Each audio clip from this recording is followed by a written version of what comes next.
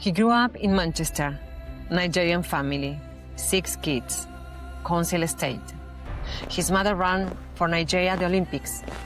Both parents focused on education. They told him, be a doctor. So he did the impossible. He got into medicine at Oxford University. And then he walked away. Morgan Stanley, Silver Lake, Harvard Business School, the dream CV, the safe path. But safe was never the point. He took the pay cut, joined a startup of 11 people, bet on technology that nobody understood, the stablecoins. They call it crypto. He called it the future of money. Today, he's one of the most followed voices in FinTech, independent, unfiltered, building his own. This is the story of the kid who chose hard problems over comfortable ones and learned that the only career you cannot outsource is your own.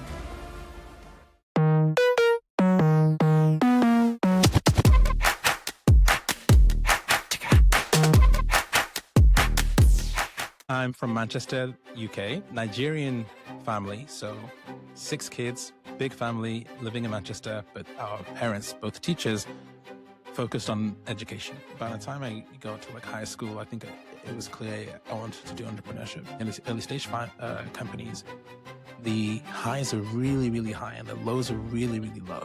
It's an emotional roller coaster. Why medicine? How was the result? I think getting into medicine at Oxford was the thing that then kicks off a lot of other doors for me. Which is the bigger mistake that you have made as a leader? Early on, I think the main one was micromanaging. You're running a stablecoin blueprint. You write, you advise, you think independently. So why was the most important for you to create your own voice? It's a funny cliche phrase. You can just do things. Consistency and time are the most important things, and things compound. And most people stop too early. You just have to get really comfortable with failure. Hello, everyone. Nice to have you here, Chuk. Welcome to another episode. It's great to be here. Thanks for having me. Thank you so much. Hello, Vero. Hi, Jimena. Well, Chuk, as many of us are very active on LinkedIn, know you as, you know that I call you Mr. Stablecoins, because for me, you are the reference on LinkedIn about stablecoins, crypto, and product innovation. I mean, you're very active. You have like 1,000 of followers on the social networks, and it's very rich, whatever post that you are, sharing with us, with your audience. But we would like to know the other side of the story, how Chuk got started, where he was born, how was your childhood, what was this curiosity that you discovered by product and crypto and stable coins, and now obviously doing entrepreneurship. I think it's a super interesting journey that we're very thankful that you are here with us and you're going to share it with everyone. So thanks again and welcome. Awesome. I'm looking forward to it. Good, Chuk. So, Chuk, as I was mentioning, let's start by your childhood. How was Chuk when he was a child, the family, the environment? I would like to know, where did you grow up? Can you paint a picture of your childhood, Chris City and home environment, please? Yeah, sure. So I'm from Manchester, UK. I don't sound like it because I've moved around for a while. There's another story in there, but Nigerian family. So 6 kids, Wow. Big family, living in Manchester. So all of the things that come with that, you become very independent. There's lots of people around. You're always, there's always things to do. There's people to interact with. My brother's closest to me in age. He's 2 years older. So me and him were partners in crime. But in general, where we grew up was not necessarily like a nice area or anything like that. But our parents, both teachers, focused on education. I think this is probably similar to many immigrants in the US or the UK. The parents worked really hard to get to the country. And that's what my parents did. And then they met actually in the UK. And then for the kids, the focus was all about, okay, you got to make sure that you focus on your studies. You got to make sure you stand out for the right reasons. And, then the opportunity is yours and the world is your oyster. So that's essentially how it was. And we all kind of did that in our own way. And for me, I was just fortunate that there's certain parts of academia that just came easy to me, particularly on the math side, on the mathematics or science side. Yeah. So, following your parents' advice, like following my mum's advice, was easier for me.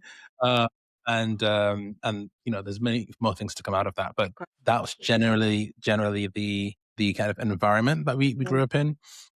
More details in there, but I guess the other main thing to add was me and my brother are very sporty. I mean, the entire family is sporty, and I guess that probably comes from the fact that my mum was used to run for the country of Nigeria. She was an athlete, and she was on the Olympic team for Nigeria as well. I'm my dad's sporty as well, but Olympics is a bit of a different thing. And so we were always playing sport. Everybody ran track or did athletics at school, sports days. My brother's 6'7", so he was always playing basketball from fairly early, and so I picked that up with him. But we would always play all various different things. But playing sport is also a big part of my childhood, and from I guess primary school, high school, played basketball as my main sport, and then in university as well. Played basketball, rugby, did athletics, and so I've always just been an active person, and I think that's kind of a key part of what I do, and I guess why I continue to stay focused on just general healthcare, well-being, and that kind of thing. Of course.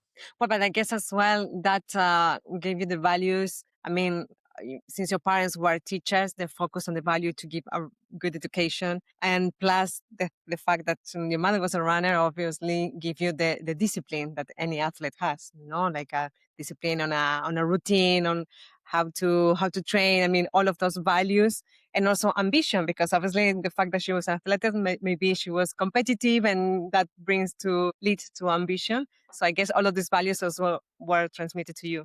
No? Yeah, and it's hard to know where it comes from exactly, because you don't know how you're shaped when you're from age 1 to maybe 5. You don't really remember that. But from what you said, I would 100% agree that sport plays a really strong role in people's development. Your ambition, your ability to work with others, how you work with a team, how you deal with loss and challenge, and your resiliency. I think of just the way I approach things. A lot of that has come from playing team sports. I've done both team sports and individual sports. And in both, you have to drive yourself to, when you're 13, 14, working on your jump shot, for a couple of hours every day, training and doing these things. It's funny, I don't really think of it that way, but now that you mention it, it's like, okay, yes, there's some goal that led you to spend your own time doing this thing, to work on this skill over and over and over again in order to achieve this thing that's completely separate to, academics or anything. Yeah.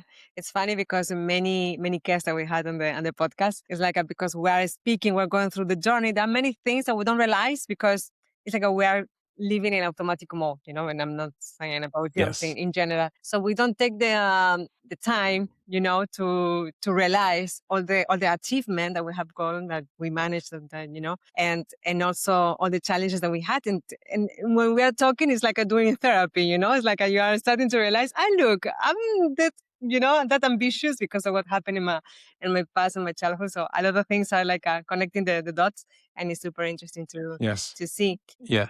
And so, you were clear when you were, I guess no, but obviously I had to ask you the question. You were clear when you were a kid what you would become. You were thinking, okay, I'm going to be, don't know what you are right now, like a leader on tech, on product innovation. What was your dream when you were a kid? Yeah, no idea, actually. I think science and technology have always been interesting to me. Okay. I think early on, you don't really know. I think that's one of the things that I figured out late, what was out there in the world. That's one of the reasons I probably did medicine at university instead of probably doing engineering. I'm an engineer. I should have done engineering. But I'm glad I did medicine. I learned a ton. Yeah. But at the time, astronaut was on there, but I probably shouldn't have drawn, a fighter jet, a pilot. That seems great, but I was too tall, so I couldn't do that. But I think by the time I got to high school, I think it was clear I wanted to do entrepreneurship. Okay. There's a TV show, Dragon's Den, and there's lots of other things like that that I would be obsessed with growing up. And it's not clear to me exactly what it is, and it's still to this day. I think I can probably better articulate it today, but I think it's the multifaceted, open problem set challenge of business. Okay. It's multidisciplinary, Yeah. and it's got, I think, a perfect balance of luck and, you know, things being sporadic, and also you have some control of the outcome. And so it's almost like a noble gambling in a way. Yeah. You know, things like this nature probably all can be traced to how the brain works from I think it's in like intermittent reward as that thing. And you can turn that into something really simple, and that's, you know, just gambling, or you can turn that into something complex.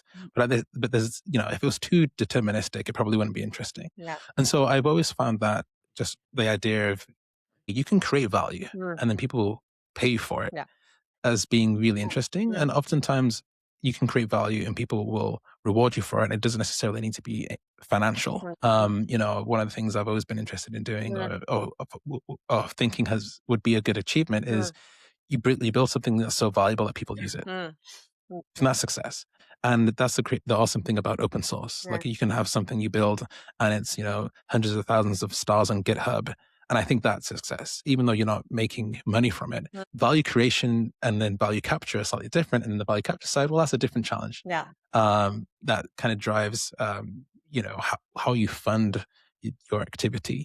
And then we can go and talk about, you know, life philosophy and freedom and what that really means. But I think that at the end of the day, everyone has to figure out that driving force. And for me, that all those things around entrepreneurship are the thing, were the thing, and are the thing that makes it interesting. And I guess at some point that evolved also into kind of teaching. I think I was a part of mentorship programs as a mentor very, very early on, and I just enjoy it. I enjoy, you know, sharing and giving back. And I think maybe that's part also from my parents. They're teachers too.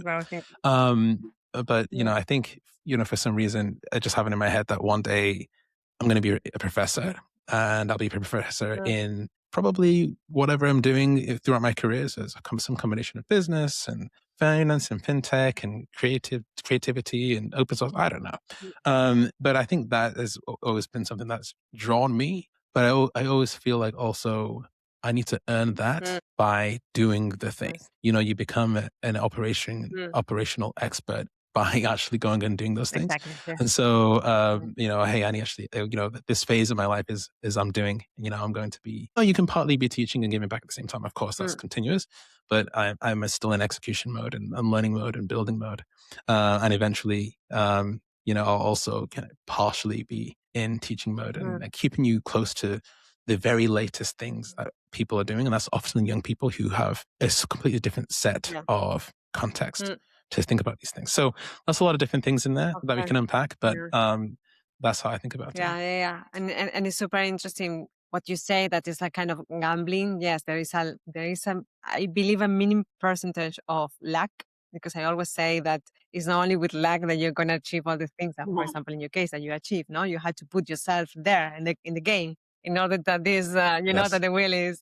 So it's super interesting. And also this mentorship. Just on that, I guess. Yeah.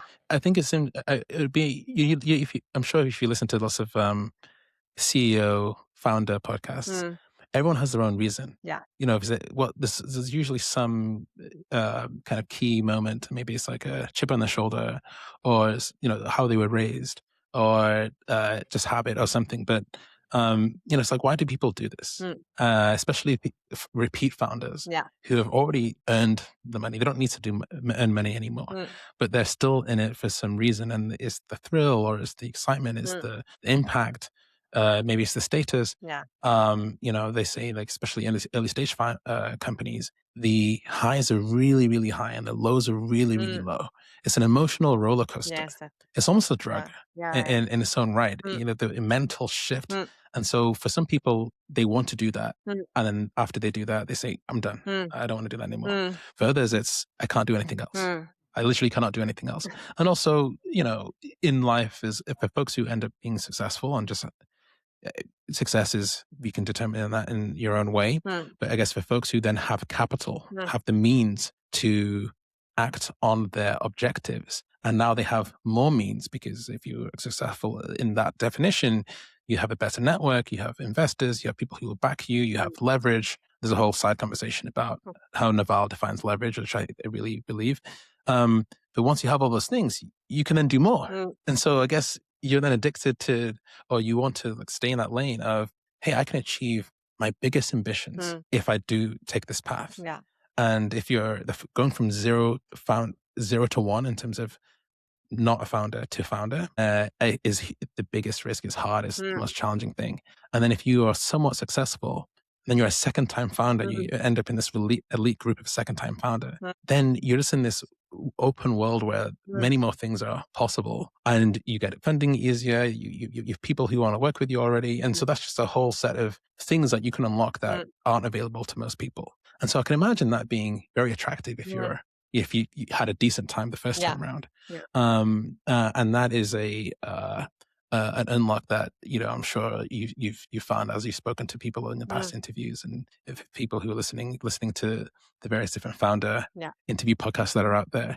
It's fascinating what people end up doing when they're in that mode of, I don't need to do this, so therefore I'm going to go and tackle something huge. I'm going to go tackle something that defines my legacy, that has a huge impact on the world, that I was really wanted to do from the very beginning, but never had the chance to. It's always super interesting. But yeah, I just think that that framing is interesting when you ask, okay, like, what is that driving force, and it changes and evolves over time, and that kind of intermittent reward, I think, kicks it off. But there's lots of other things that on top can implement it, can make it more impactful later. Definitely, I agree. Chuk, let's talk about your education. You study medical science at Oxford, so congrats, I have to say. That's a very, you know very well that this is very specific, hard, and demanding career path. But we would like to ask you, why medicine? How was the reason? Yes. So there's two answers that overlap, multiple answers really, but the two main ones are, I guess there's three, let me say. The first one is, I was a science person. I enjoyed talking to people. I looked across all the different things that were out there. I mentioned earlier that I wasn't very aware at the time of what was out there in the world. It was the best choice for me at the time, based on what I understood. The second answer is familiar to folks who, again have, immigrant parents. I think Nigerian parents and Indian parents, at least in the UK, and I'm sure many others, want their kids to be doctors. That's just like a thing.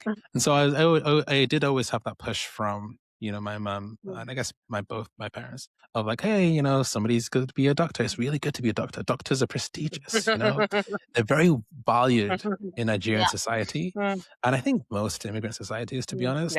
At least in the UK, but I think that's generally right still. And so it was like, okay, there's this thing that kind of is the best option, and it's my parents, fits well with them, and it's also fairly prestigious, and who knows what's going on in the world at this point. I was making this decision in 2008, right? So 2007, 2008. And so, who knows where the world's going? Doctors are going to survive. You're going to always need doctors. It's a prestigious thing, so on. So that's the second reason. And I guess the third reason, I guess it's a little bit embedded in those, is, I guess for myself, I guess it's 2A and 2B. 2A is parents, and 2B is a prestigious role, where it's like, it's not just that it's prestigious. Actually, this is a separate answer. It's hard. It's hard. I was just thinking about how to break it down, and I actually think, no, it's a separate reason. It's hard. It's really hard. And so 2A is parents, 2B is, it's prestigious, but the third reason is, of all the things that I could do or could achieve at that point, this one was the kind of the first major external validation that was purely academic. And the reason I mention that is because it kind of ties to your earlier questions about why I did things in the beginning and how it shaped who I am today. And as we're having this conversation, I realized that I didn't mention it earlier, but now is the right time for it. I think that I was just really attracted to doing really hard things. And there's like an internal reward for doing so. Yeah. And that's good, also bad, because it takes you down the path of like, oh, I'm doing this thing. Oh, there's an easier way to do this. Yeah, but this way is hard. Like, this is challenging. Yeah. This is a challenging You love the puzzle. challenge, right? Say again? You love the challenge, right? Yes, 100%. Which is, again, it's not universally good. But I think that there's a, you sent me the questions over. One of the things was kind of what the kind of key traits, and problem solving is one of them, and it always has been. I enjoy the challenge. I enjoy the journey of going and breaking things down, whether that was like mathematics Olympiad or physics Olympiad whilst I was at school, to just kind of any kind of thing. And I don't know what exactly it was in my childhood, but like that ends up being the thing that you enjoy doing. And so you look for hard problems anywhere, and you see, obviously it's a trade-off. But challenges and puzzles and games and real life challenges and artificial challenges are interesting. And so that's another key thing. And I guess the other additional part of it's hard being an answer, I think the external validation piece was the kind of an additional element. Maybe it's answer number 4, or maybe I guess the prestige is like a 2B. At that point, I was just some Nigerian immigrant kid from Manchester. Basketball was probably my biggest achievement. Yeah, it was pretty good. I didn't quite make the cut for the England team. It was like just like one cut below the reserves. I was like, okay, so I'm not that good at basketball. I'm good, but not that good. I feel like I'm pretty smart, but like, no one knows. It's just, you have to talk to me, or you have to look at my test scores. And I'm in some random school in the middle of Manchester that no one's ever heard of. I mean, people in the UK have probably heard of it, but I think getting into medicine at Oxford was the thing that then kicks off a lot of other doors for me the rest of my career, because people who see, a long, hard to pronounce Nigerian name on a resume are like, okay, I have no idea who this person is.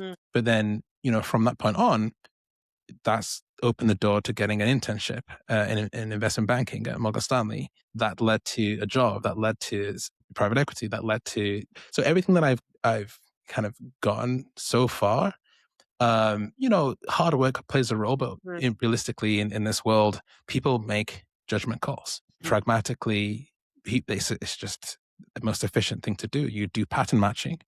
And I think that at that time, that gave me a strong pattern that then led me to do lots of other stuff. I didn't think of it that way at the time. I think at the time I was just thinking, this is really hard. I like to do hard things, and it'll be really cool if I get it, and I'll prove that I can do this. And actually, it's a pretty good career, and it's quite prestigious. It's only in hindsight do I realize the power of that. And it's in a way, it's kind of like, you can be cynical about it and say the world shouldn't work that way. You shouldn't judge a book by its cover, but realistically, that's the way it is. And so that's part of it's part of the reasoning. But also, after having done it, I realized actually prestige is not the right way to think of it. It's actually the door opening and the giving a better pattern recognition to folks who wouldn't otherwise have that pattern with you, a thing to anchor on. So very helpful for future progress.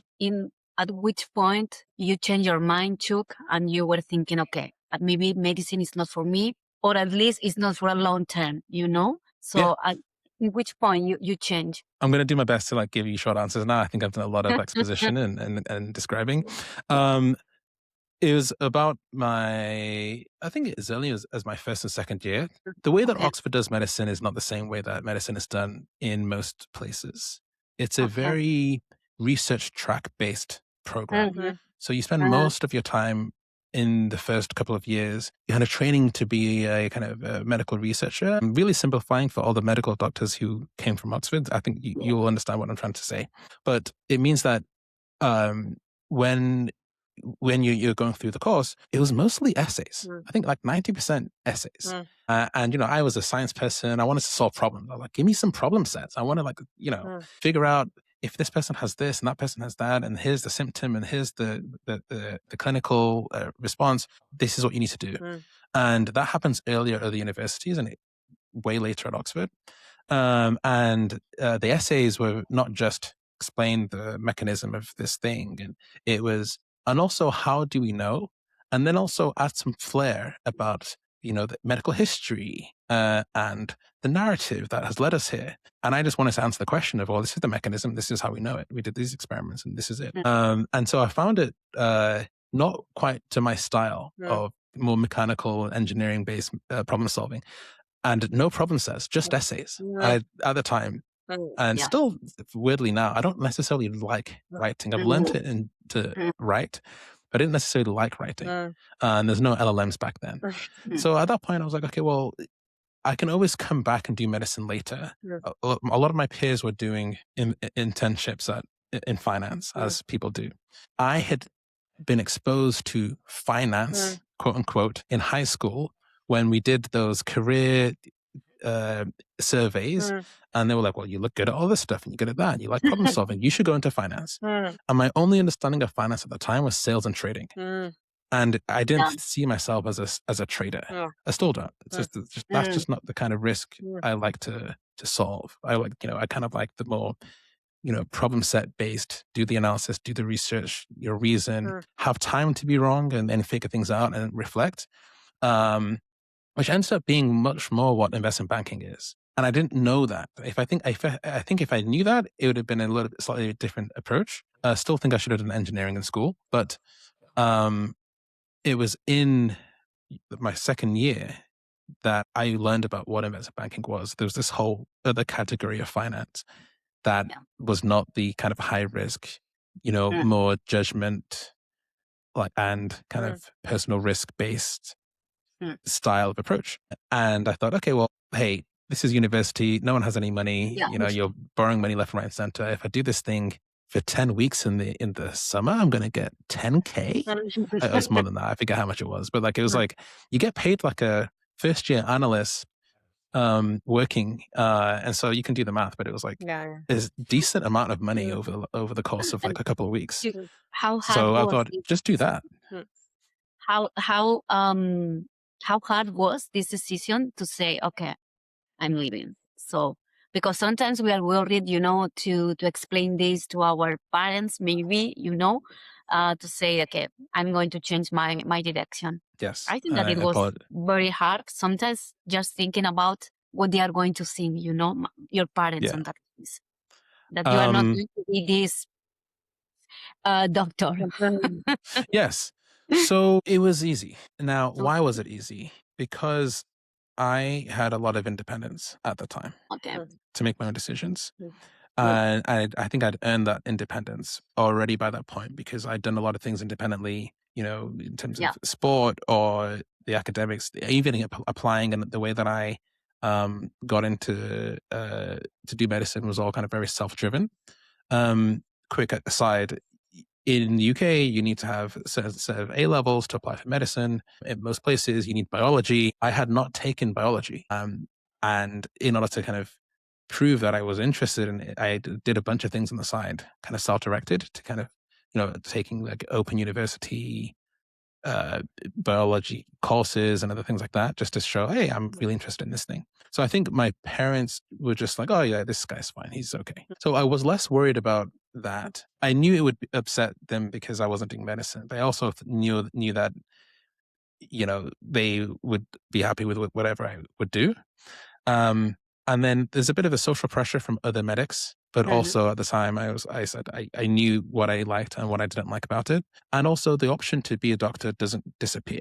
In our class at the time, we had what we called the graduate class, folks who had done other things, we had people from the military who then would come back and do a accelerated course. And many of them were my friends. And I thought, okay, well, they are doing it. So I can take this, quick detour, do finance. If I don't like finance, if I burn out, then I can always come back to medicine if I want to. I didn't think I would, but that option was there. So with all those different things in mind, the decision ended up being fairly straightforward. And I think getting the offer then kind of secured the deal, secured the decision. I think before that point, the hypothesis was, I think I'm good at this. I feel like I'll be good at this. Then you get the internship offer. You're like, okay, great. They think that I have a shot. Then you do the internship and figure and see if you actually enjoy it, which I did. And I was naturally good at it. And then at that point, it kind of secures your decision. So it's in stages, but because of that, it was fairly straightforward. And Chuk, after you finish your academy, you started on big corporate companies in finance, no, like a JP Morgan and other big companies.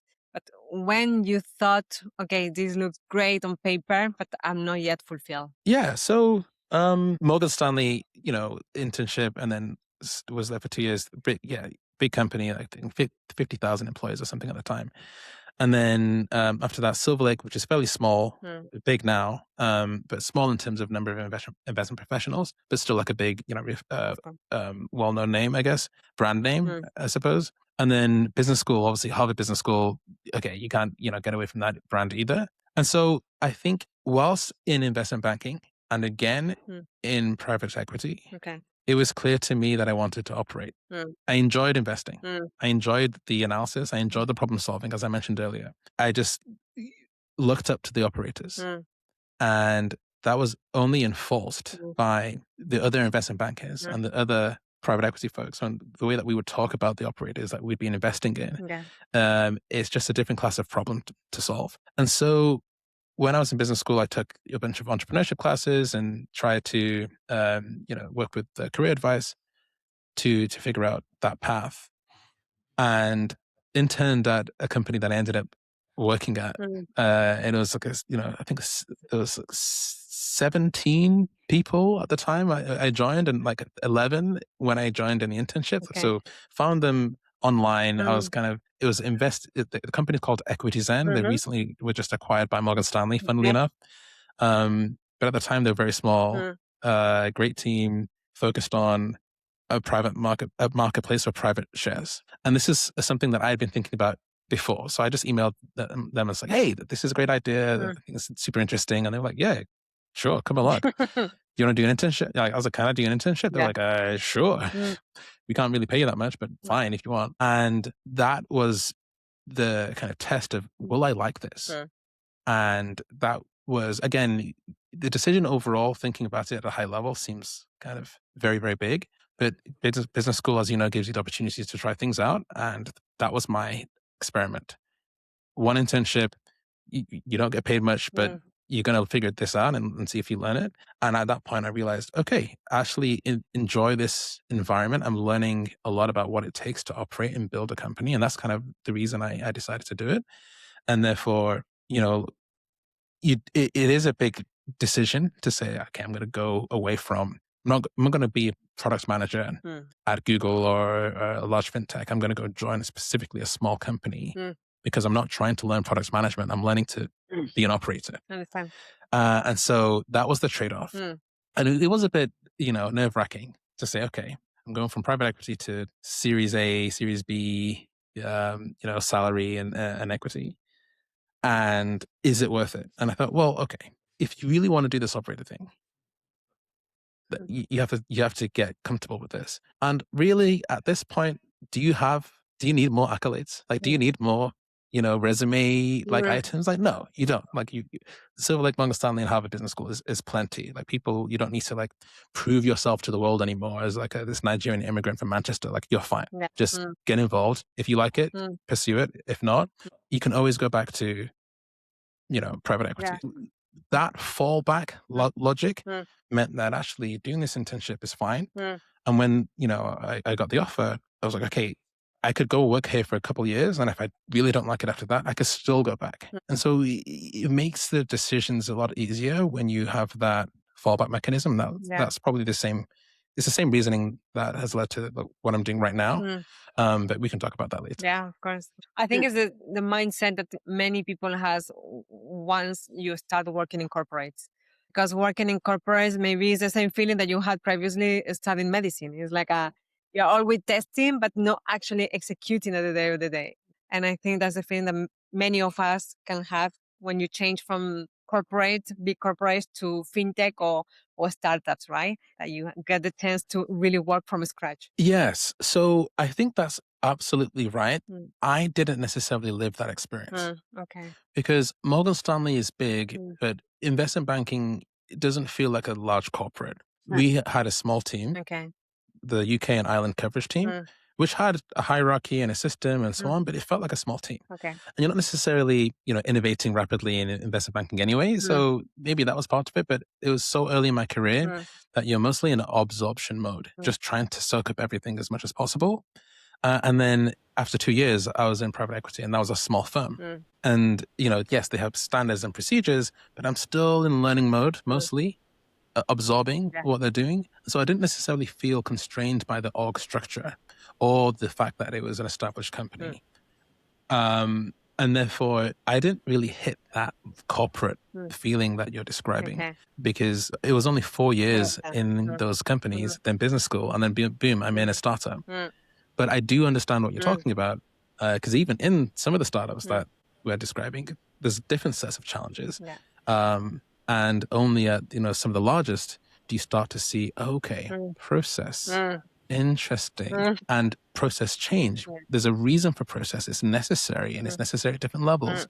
But already, I mean, Paxos is not a billion, $1 trillion company with tens and tens of thousands of employees, but it's big enough that they have process. And I know that's nothing compared to what you were describing in terms of big corporate. It's not big corporate. There's definitely lots of room to innovate and experiment. But even at 300-ish people, there's a way of doing things, which I think is important and necessary. And, I think they were at Paxos, we were very, conscious of what process to change, what to remove. And I'm sure that doesn't exist at like the largest of companies. And so we had it still good. That's good. But later on, what do you think? Which skills from finance that you got really make an impact on product and crypto? I mean, which one of those skills in finance helped you to evolve in the environment of product and crypto? Yes, all of it. I think it's foundational to my role in FinTech. I think it's funny, investment banking, private equity is an investing role, but you learn about corporate finance, accounting, but you also learn a lot about how businesses should run business strategy from a valuation perspective. What makes a good company? What makes a valuable company? So you learn a lot about business when you do corporate finance, and you definitely learn a lot about business and investing from when you do investing. So there's a lot of financial aspects that came from that, and a lot of entrepreneurial aspects that came from finance. So when it came down to exploring operating and like, what industry do you want to be in? So, consumer or B2B or automotive or healthcare. People always said, you need medicine, so you want to do healthcare, right? Healthcare investing or healthcare tech. I was like, no. I mean, it could cool enough idea, sure, but there's like two separate interests. There's the financial experience from financial roles, and then personal finance. I think it's just something that I just enjoyed. I don't know if it was mathematics or whether it was the kind of the points farming and optimization of all the credit cards and leverage. I remember when I was in university, you take out credit on this card and that has 0% for 12 months, and then you take out credit on this card that has 0%. But before you get to the paying, you'd go and do a balance transfer and all those different things. I was already doing financial engineering with my own balance sheet in university because, university students are poor. And so that was my early experience into finance. And so corporate finance plus personal finance, by the time I get into operating mode, finance is the industry that I know the best. And then, equities are my first role out of business school was, again, investing in private companies, a combination. So I was I'm a FinTech person at this point. Like, I already know it. I know about business, and it builds off what I've done. And I think, I didn't mention this earlier, but it kind of goes to your earlier question of, when you're thinking about moving roles, it was clear I had to do a downgrade in my role. And I was like, man, I got to do a downgrade. Got 4 years experience, and how am I going to, catch up to where I was? That's a real question that people answer. And I think I may have brushed over it earlier. I definitely struggled with that. And one of the ways that I made it make sense was, you have to go into FinTech, because that is something that I can bring financial experience. Like 4 years of financial experience to a FinTech role is probably equivalent to like a couple of years or something. That was my reasoning. And I think it's true because I knew about investing. I knew about how investors work. There's lots of specifics I didn't know, but that's my generalization to other people thinking about career changes. and I have given this advice before to people who ask me about it, which was leveraging my strength. That was, hey, I understand corporate finance, personal finance. So FinTech is probably the discipline that I can come in and hit the ground running from day one. Blockchain to me is financial technology. It's technology, but a lot of the applications are financial. So it was a natural extension. And I know one of the things you mentioned earlier was, okay, how did I get to where I am now?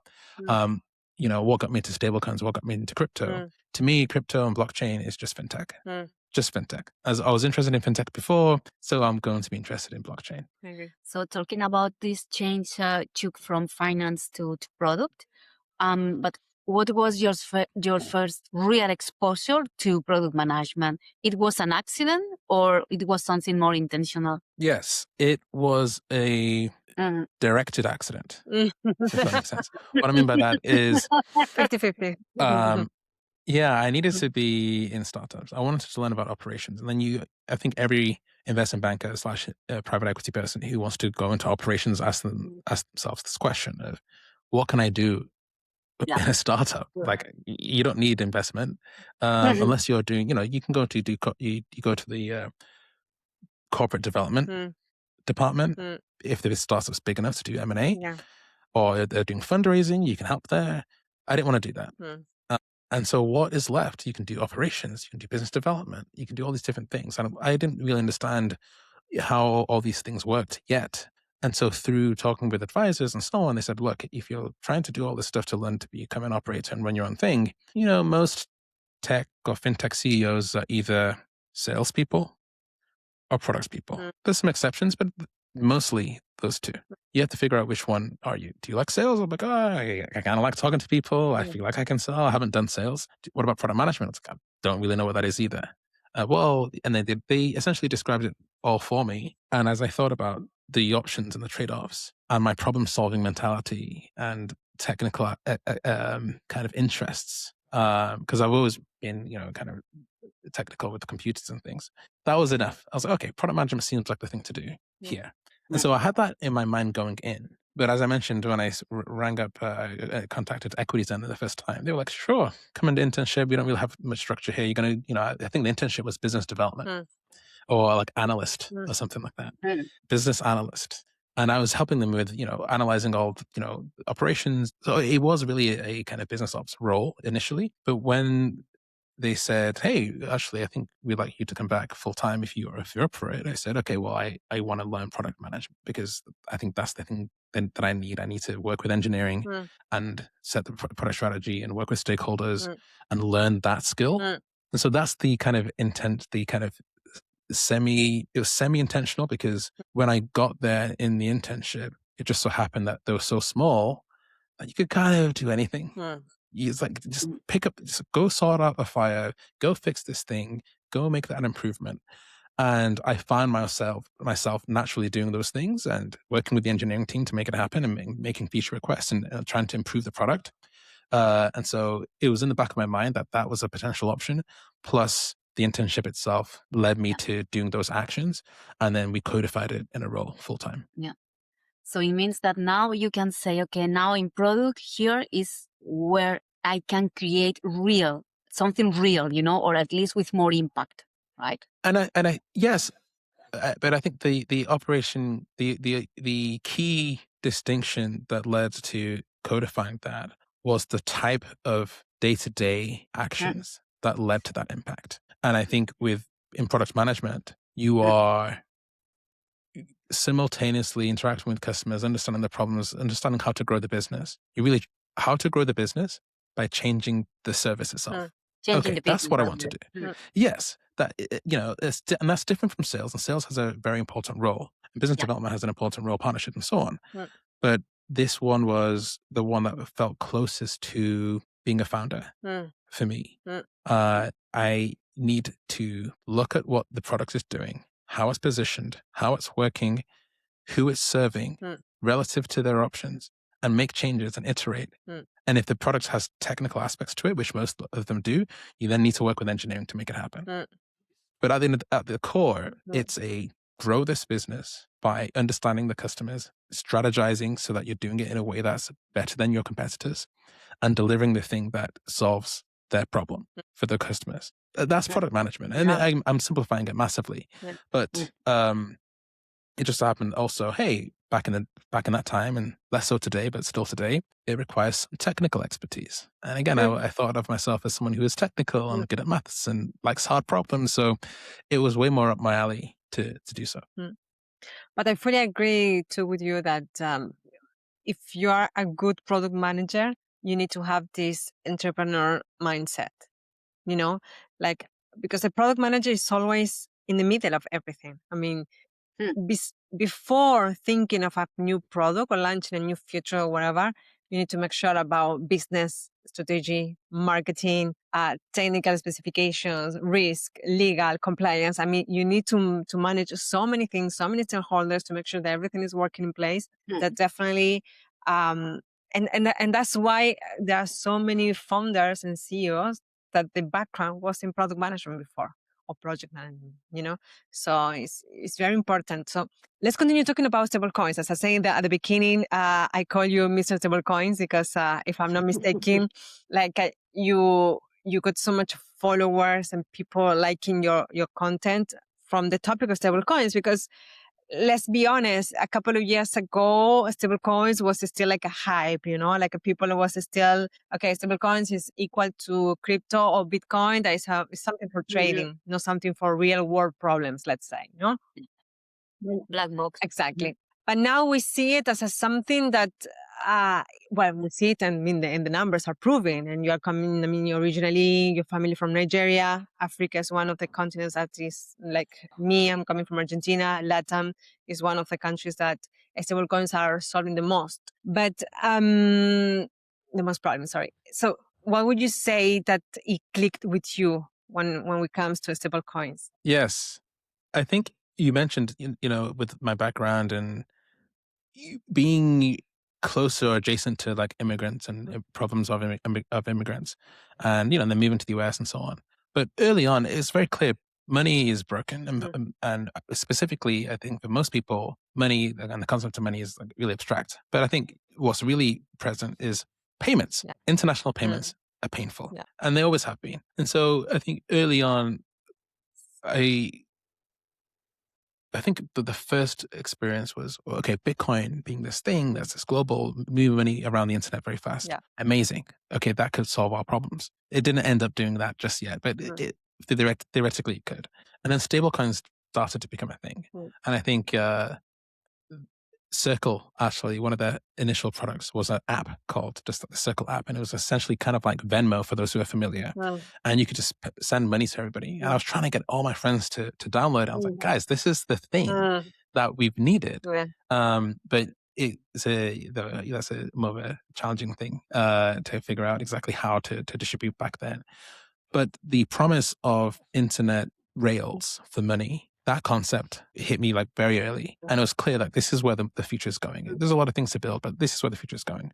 And then, all the various different cycles in crypto, 2017, I think I was just at business school and trying to figure out what to do. I paid attention, I invested, but, not necessarily working in it. So I stayed close to crypto for a fairly long time. But it was only, when I joined Paxos that I entered the crypto career landscape. And talking about Paxos, what you have been working at Paxos in in the product, but also making sure that the infrastructure was sustaining all this process, not for stable coins. What surprised you the most talking about the system? Yeah, it's hard to think about surprises because everything in crypto, you have to put your mind so far ahead in the future to build it. And then you come back to the real world and people are still saying, oh, it's all scams, it's all challenging. And so you become desensitized to surprises, I think, once you've been in crypto for long enough. And therefore, I think this is less of a surprise and more just an observation about how variable progress occurs. And what I mean by that is when I first joined Paxos, or even before that, the concept of equities on chain and other various real world assets on chain. The pace at which that is increasing or decreasing in terms of the narrative and what people talk about is one thing, versus the adoption by companies and the technology is another thing. And early on, we were really confident about the vision and it's going to happen eventually. And, you had some momentum. And then, FTX or other parts of the cycle slows things down massively. And just when you thought you had momentum and things that, you don't know if something will take 10 years or whether it'll accelerate to 6 months. It's just so hard to know. So that's a challenge. And I think if you are in the industry for long enough, you realize that's just part of it. You have to kind of be prepared that on a dime, something can flip and all of a sudden the thing that you were building for 4 years becomes the hot topic. So true. Yeah. And Chuk, you have built products from zero, so from the start to one. But emotionally talking, what is harder for you? Starting from nothing or scaling something that already exists? Yes, I think the short answer is emotionally harder is going 0 to 1. But as we mentioned at the beginning, it's the emotional roller coaster that I think draws a lot of people into entrepreneurship in 0 to 1 in the first place. So I think it being emotionally harder is one side. It's also emotionally more rewarding. I think that was my last answer, wasn't it? Chuk, which is the bigger mistake that you have made as a leader? Oh gosh, so many. I think Just one early of them. early on, I think the main one was micromanaging. You just have a vision. You know what you want it to do, and you're in. But also you're technical and you can figure these things out. And early on, one of the good bits of feedback that I got was related to just how I was managing the engineers. Because I was like, I can code, so I can tell them specifically how I want to implement it, and that's not the way. Don't do that. And the implications. There are many reasons to not do that. Ranging from motivational to strategy to leverage to separation of specialization. There's so many different things. But I was super keen to kind of show how smart I was with engineering skills, and it was good that I got that feedback early, I think. Now we were saying, Chuk, that you jump from different parts of your career, professional career, working for companies, but you had this, how can I say, this curiosity, this little fire inside of you for entrepreneurship, And now you're running a stablecoin blueprint. You write, you advise, you build independently. So why was the most important for you to create your own voice? Yes.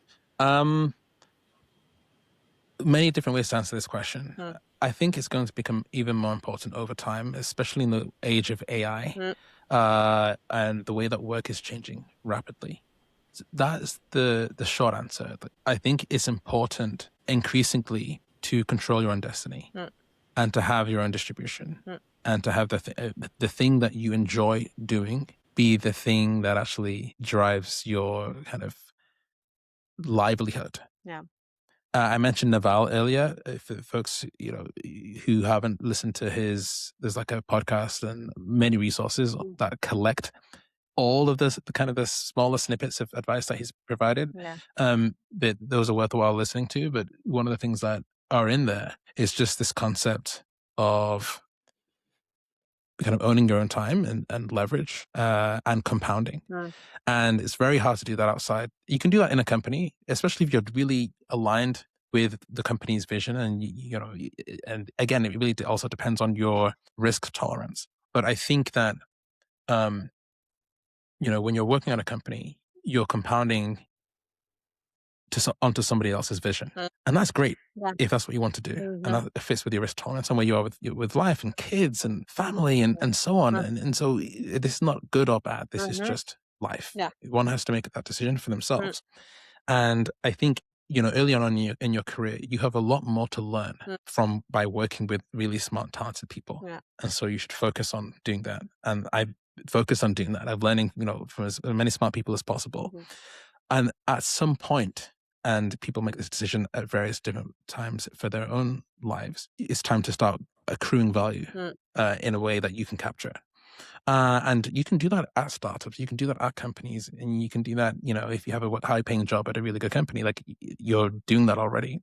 So this is not like generalizable. Everyone has to kind of find their own way. But I think it's important for me, it was important to try and match the thing that I'm generally interested in. And I say that, before I started posting online or whatever, I would just spend my times on the weekend reading and analyzing and reading and analyzing and thinking. And then you get, you're going out and you're drinking with your friends, or you're partying or you're working out. And then I get back and I'm reading and analyzing, or like trying to build stuff and code and so on. And I get to the end of the weekend and I look at what I've done and I'm like, oh, all of it's just kind of sat in your head somewhere. And the only way I'm applying it was then I'd go to my job and hopefully be a better product manager because I'm making better decisions because I'm knowledgeable about the industry or the tech or whatever. And it just felt like, with the way that the world is going, that it was time to start routing that somewhere else in a way that if I'm going to spend that time anyway, do it in a way that it compounds. And so people, it's funny, for 10 years, 20 years, even when I was in high school, people talk about personal brand. And I've always found that concept like cringe. And it's like, oh, I'm going to post on LinkedIn. Ugh. I'm going to personal brand. It still sounds cringe to me, to be honest, even though people will look at what I've been doing. I'm like, dude, that's what you've been doing. I'm like, okay, fine. But it's so important. And now being on the other side of it, I don't really have regrets, but I wish I started earlier. I wish I started earlier because the opportunities that come from the visibility is very powerful. And it makes sense when you think about it logically. It's like, well, everyone's kind of hidden. People make, quick judgments. People read books by their cover, even though they shouldn't, but that's just the way the world works. And, it's funny, people reach out to me and say, oh, how do I get, I want to apply for a job at this company. I want to break into the stablecoin space. I'm doing sales, or I'm doing, partnerships. I'm doing this thing. Do you have any advice for me? And I asked them, what have you done so far? So, well, I've, tracked the companies, talked to a couple of people, but I'm not breaking through. I'm not getting an interview and so on. What I always tell them, and it's kind of something that I've discovered over the last couple of years, is just do the job. You can just do it. It's a funny cliche phrase. You can just do things. And it's funny, it is a bit cringe, but it's so true. In this day and age, especially with AI, like, there's nothing stopping you from doing the job. And so if you're in sales, go talk to the prospects, go understand the market, go get some leads. If you're trying to get a sales job and you bring leads to the company and you say, hey, I've got a couple of relationships here, they're going to hire you. Like it's so different. And it seems obvious in hindsight. But I think people, and this is happening a lot more with AI, there's going to be a shift in agency. Or if there's not a shift in agency that's required, then people who already have agency are going to accelerate what they do, because the tools to act on your agency have tripled, quadrupled, 10x'd from where they were last year, the year before. It's the biggest change, and we can have another hour talking about how the world is going to change with the tools that people are currently using, are currently capable of doing. But I think it's so important. And so, that I think is the takeaway. If you can build a reputation for being good at something, and that thing is valuable to somebody else, you're going to be fine. Of course. And I think that's one of the key things that Naval says that kind of really hit home. It's like, okay, well, if you have the specialist knowledge, then you can leverage it, but you need to, there's capital. Sure, you need to build relationships. Okay, fine. You need to get relationships. You need to have the reputation in order to hire people. Those things take time to build. But at the core is specialist knowledge, and specialist knowledge in an area that people want to pay for. And so it doesn't work for everybody, but if it just so happened to be interested in a topic, a hobby, whatever interest it is, and you can spend all your time doing that thing because you enjoy it and it's not work for you, and other people decide that they want to pay you for said knowledge, then you're in a good place because you can just keep doing the things that you're doing. Like I was saying, like go out drinking with your friends, go read stuff on the internet. It feels like fun, and then be paid for that knowledge, and then you can have a lifestyle. And that's kind of how I define like financial freedom, is doing what you want to do. And it just so happened that I got really, really lucky that I'm this fintech nerd who likes all this, this space and so on. And then the administration changes, Genius Act passes, Drive Acquires Bridge, and everybody wants to know about stablecoins. Okay, well, that's the thing that I'm interested in and been working at. Knowledge from the place that I've been working at. I've got knowledge from just being interested in crypto and finance in general. I've been pushing myself to like do this whole personal brand thing that I think is really cringe. If this isn't a sign from the universe that I need to start doing this, I don't know what is. And so I just kind of got over the hump of, all right, just start writing. And, another thing that helped was, I think my girlfriend also she'd already figured this out. And so she had been posting on LinkedIn and trying to figure out her niche and her area. And what I saw firsthand was that it's not deterministic. It takes time and consistency. Consistency and time are the most important things, and things compound. And most people stop too early.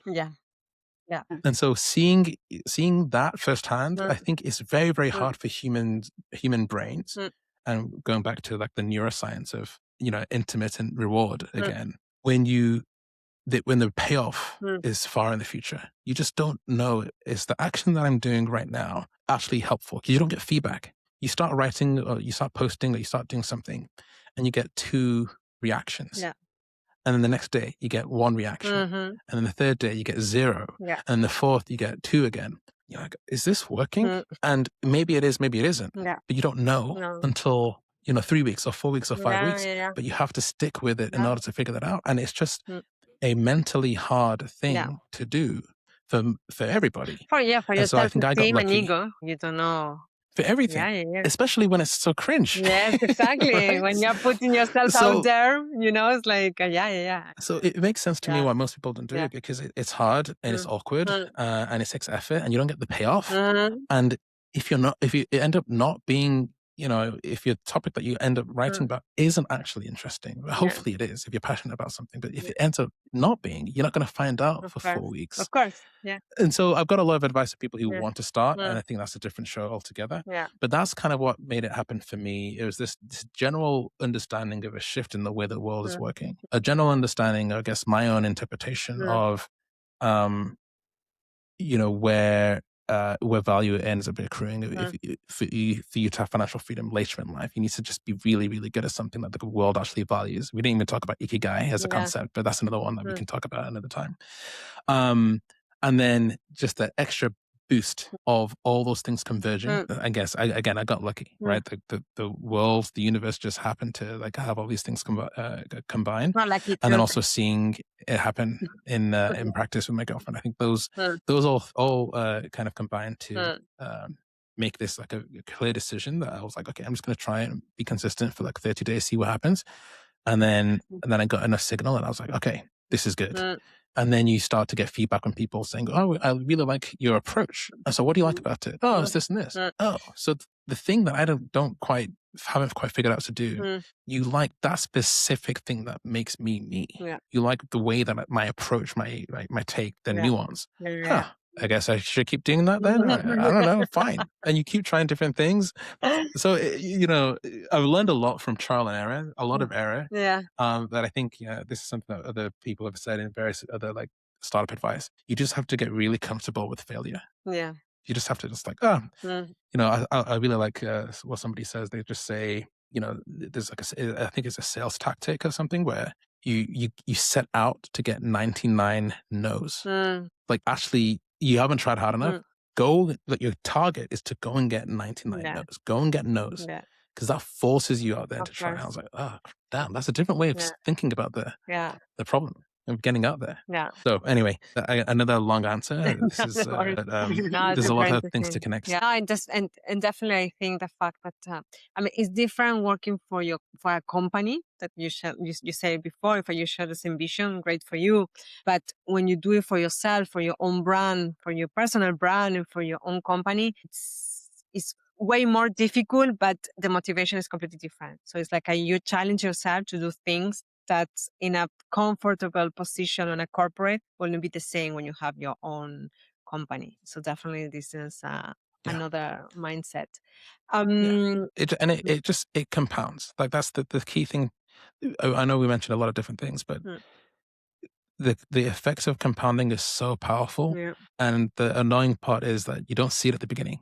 And so you hold off and you hold off another year and you hold off another year. Yeah. And the longer you hold off, the further away you are from the good part that actually happens like 5 years from now. Yes. But you have to put in those early years. There's no shortcut. No. Well, a lot of other stats show that most of people quit before the year of the business, because you don't have this immediate reward. And I think about posting is the same thing, most of people, they obviously they quit because they don't see likes or they don't see comments, and it's something addictive at the same time. That's why social media exists, no? This instant reward, but at the same time you need passion and consistency, as you say. So yeah, better. Chuk, before to finish the episode, we like so much to make to our guests some quick fire questions. So the rules are just short answers, so you don't think too much. Okay. So first one, a career decision that scared you but changed everything. Oh, leaving my job at Paxos. The hardest moment in your career so far? Changing roles. Okay. And money to you represents Leverage. Giving you the space to do the thing you want. product instinct or data. Instinct through data. Sorry, I know that's not deciding one of the two. That's not easy. I think instincts come from doing things. You do things enough time and the data is inside you somewhere. You just don't realize it's data. And if you had to start again from zero today, what skill would you learn first? Agents. I don't know if that makes sense as a skill, but I think if you just start today, okay, let me put it a different way. Sales. Yeah. And what I mean by sales, I think it's really, what's the word? Influence, like convincing people, because you're selling all the time. Yeah, influence again. Hiring, partnering, convincing people to buy your product or to use your service, to people to work with you, to network in personal life with a partner or with friends. I think, and if you break that down, what is sales? I think it's just really being able to, it's a bit of behavioral psychology of understanding what other people want and understanding how to communicate in a way that helps both of you get what you want. Yeah. I never formally learned sales. I probably should still do that. But I think people, this is another one of those cliches that people say all the time, but there's no sales class in school. No, you're right. Like this is like, public speaking, pitching yourself, I think is a thing that people should do way earlier. Yeah, you're right. Yeah, fully agree. Look, sadly, we reached the end of our episode. Thank you so much. It was super interesting. As I mentioned at the beginning, I have no doubt that it was an interesting journey. Actually, writing your interview was like discovering another version of yourself, and now we discover even more. So thank you so much. Thank you for showing us that success doesn't have to be linear, that you take decisions, challenges, you face your fears. And the most important is that you keep your faith in your value first. So thank you very much. Thank you so much for that. And yeah, we wish you good luck on your project, on your current company. And thanks again. It has been a pleasure. Thank you so much. Thank you. Yeah, this is great. This is super interesting. There's a lot of exclusives, I guess. I haven't really shared this with many people other than those who know me really well. That's for sure. Thanks, Chuk. Awesome. Take care. Bye, everyone. No.